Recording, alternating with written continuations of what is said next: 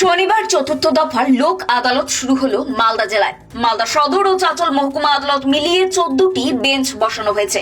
জেলা আইনি পরিষেবা কর্তৃপক্ষের সম্পাদক অমর্ত্য চক্রবর্তী জানান, আজ চতুর্থ দফার লোক আদালত বসানো হয়েছে।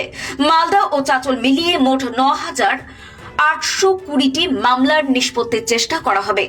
Video report, Malda Bengal mirror news.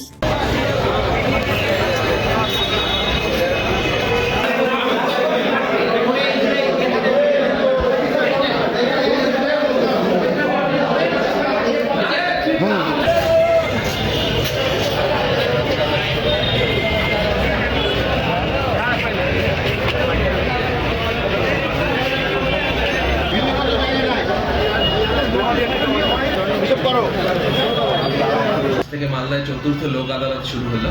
Malda এবং চাঁচল দুই জায়গা মিলিয়ে আমরা 14টা বেঞ্চ করেছি।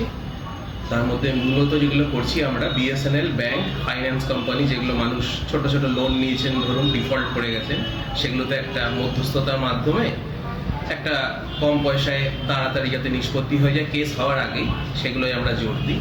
আর ধরুন অ্যাক্সিডেন্ট রিলেটেড কেসেস বা ছোট চুরি বা সামান্য কেস, যেগুলোর জন্য স্টেটেরও অনেক সময় নষ্ট হচ্ছে, এই মামলাগুলো চালিয়ে নিয়ে যেতে এবং জনগণ, যেহেতু মালদা একটা আপাতত একটু পিছিয়ে থাকা জেলা, তাদের যাতে সহজে সস্তায় আইনি পরিষেবা দরজায় পৌঁছে দেওয়া যায়, সেই ব্যবস্থা এই লোক আদালতের মাধ্যমে। কতগুলো কেস হচ্ছে?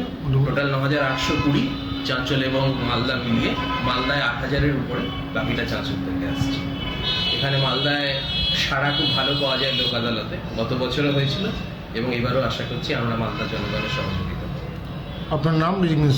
অমর্ত্য চক্রবর্তী, আমি সেক্রেটারি ডিএলএসএ মালদা।